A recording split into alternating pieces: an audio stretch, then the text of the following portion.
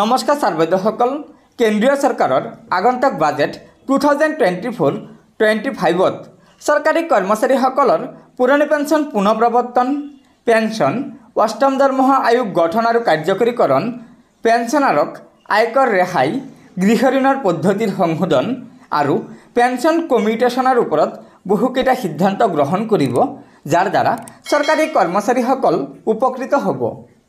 হয় ছাৰবাইদেউসকল, ৰাষ্ট্ৰীয় পৰিষদ অৰ্থাৎ ষ্টাফছেডৰ সম্পাদক শিৱগোপাল মিশ্ৰ ডাঙৰীয়াই কেন্দ্ৰীয় চৰকাৰৰ বিত্তমন্ত্ৰী নিৰ্মলা সীতাৰমণ ডাঙৰীয়াক 21 জুন 2024 তাৰিখে এই স্মাৰকপত্ৰখন দিছে। স্মাৰকপত্ৰখনৰ বিষয় আছে আগন্তুক বাজেট 2024-25ত কৰ্মচাৰী পক্ষৰ গুৰুত্বপূৰ্ণ বিষয়সমূহৰ বিবেচনাৰ বাবে।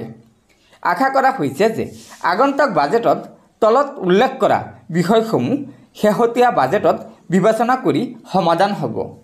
প্ৰথমটো দাবী আছে পুৰণি পেঞ্চন আঁচনি পুনৰ প্ৰৱৰ্তন সন্দৰ্ভত। কৰ্মচাৰী পৰিষদে জনাইছে যে পুৰণি পেঞ্চন আঁচনি পুনৰ প্ৰৱৰ্তন কৰা হওক, কাৰণ ই সামাজিক সুৰক্ষাৰ বিষয়।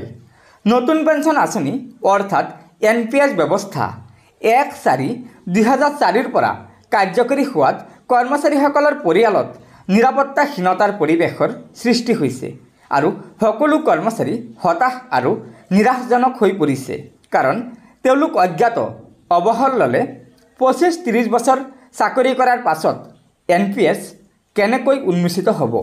সেয়েহে ষ্টাফছেডে সকলো কৰ্মচাৰীৰ বাবে পুৰণি পেঞ্চন আঁচনি পুনৰ প্ৰৱৰ্তন কৰাৰ অনুৰোধ জনাইছে কেন্দ্ৰীয় চৰকাৰক।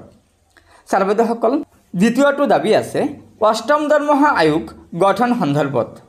সপ্তম দৰমহা আয়োগ ৰূপায়ণ কৰা হৈছিল 1/1/2016 চনৰ পৰা আৰু পূৰ্বৰ প্ৰথা অনুসৰি প্ৰতি 10 বছৰৰ মূৰে মূৰে পে কমিশ্যন গঠন কৰা হয়।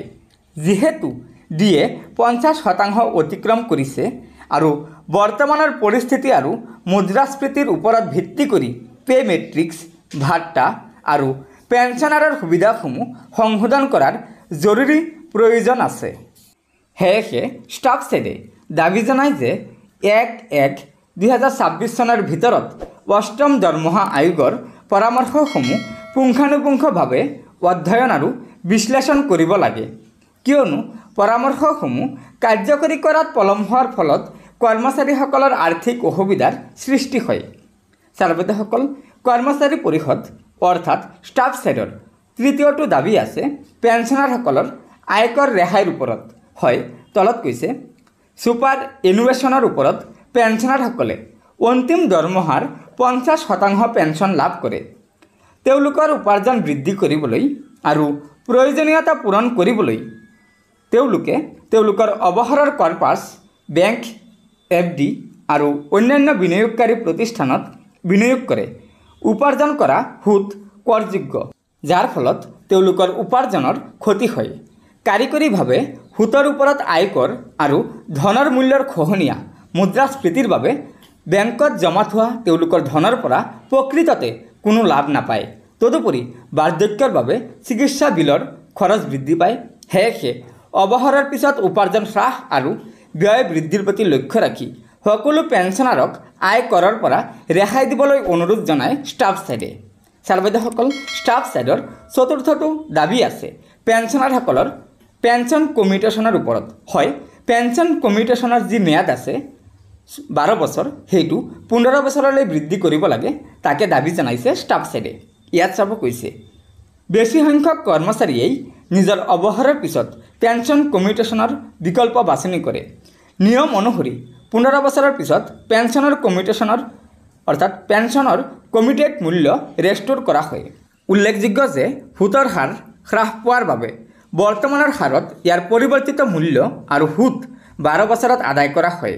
ষ্টাফছেডে দাবী জনায় যে 12 বছৰৰ ভিতৰত পেঞ্চনৰ কমিউটেড মূল্য আদায় কৰাটো পেঞ্চনাৰৰ ওপৰত অযুক্তিকৰ আৰু অপ্ৰয়োজনীয় বোজা।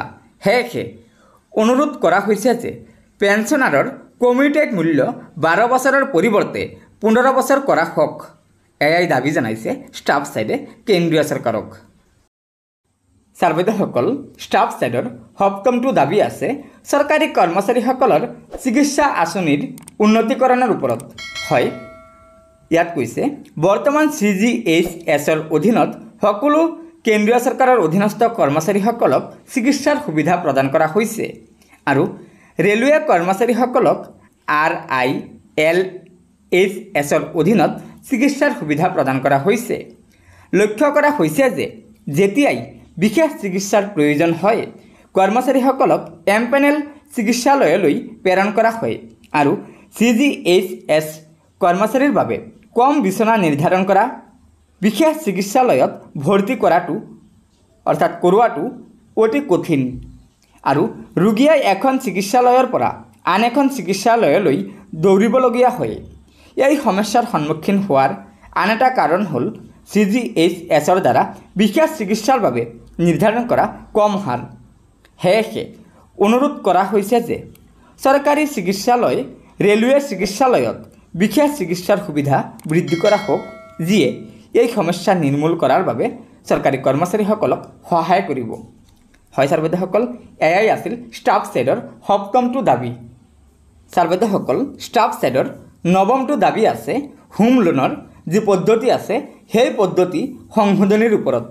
ষ্টাফ ছেডে জনাইছে যে পৰিসৰৰ বিধান অনুসৰি যদি বিভাগৰ পৰা হাউচ বিল্ডিং এডভান্স লোৱা হয় তেন্তে প্ৰথমে মূলধনী ধন আদায় কৰা হয় আৰু ইয়াৰ সম্পূৰ্ণ হোৱাৰ পিছত জমা হোৱা মুঠ সুদ সমান মাহেকীয়া কিস্তিত কৰ্তন কৰা হয়।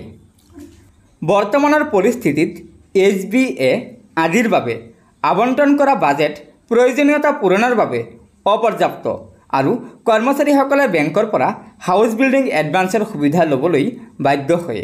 বেংকসমূহ EMI আৰম্ভ কৰাৰ পৰা মূলধনৰ সৈতে সুদ কৰ্তন কৰিছিল আৰু লক্ষ্য কৰা হৈছে যে মূলধনৰ ফালে অতি কম পৰিমাণৰ ধন কৰ্তন কৰা হয়। গতিকে প্ৰাৰম্ভিক বছৰবোৰত মূলধন ন্যূনতমভাৱে হ্ৰাস পোৱাৰ বাবে সুদ বহু পৰিমাণে লোৱা হয়। সেয়েহে ষ্টাফ ছেডে অনুৰোধ কৰিছে যে গৃহ নিৰ্মাণ ভাত্তা আদায় বিভাগীয়ভাৱে গণনা কৰা ধনেৰে পৰিশোধ কৰিব লাগে, অৰ্থাৎ প্ৰথম EMIৰ মূলধন হ্ৰাস কৰিব লাগে আৰু মূলধন আদায় কৰাৰ পিছত প্ৰাপ্য সুদ কৰ্তন কৰিব পাৰি। ইয়াৰ ফলত কৰ্মচাৰীসকলে হাউচ বিল্ডিং ভাত্তা লাভ কৰিব পাৰিব আৰু ইয়াক ঘূৰাই দিয়াৰ বাবে সময়ত তেওঁলোকে আৰাম অনুভৱ কৰিব, অৰ্থাৎ ৰেহাই অনুভৱ কৰিব। হয় ছাৰ বাইদেউসকল, ষ্টাফ ছেডে উপৰোক্ত দাবীকেইটা আগন্তুক বাজেটত সমাধান কৰিবলৈ কেন্দ্ৰীয় চৰকাৰক দাবী জনাইছে। আশা কৰা হৈছে যে ষ্টাফ ছেডৰ এই দাবীসমূহ কেন্দ্ৰীয় চৰকাৰে অতি শীঘ্ৰে পূৰণ কৰিবলৈ চেষ্টা কৰিব। গতিকে ছাৰ বাইদেউসকল, লগৰ বন্ধুবৰ্গক ভিডিঅ'টো শ্বেয়াৰ কৰি আজিৰ এই গুৰুত্বপূৰ্ণ খবৰকেইটা জনাই দিব আৰু নতুনকৈ অহা ছাৰ বাইদেউসকলে অনুগ্ৰহ কৰি আমাৰ এই চেনেলটো ছাবস্ক্ৰাইব কৰি ল'ব। ধন্যবাদ।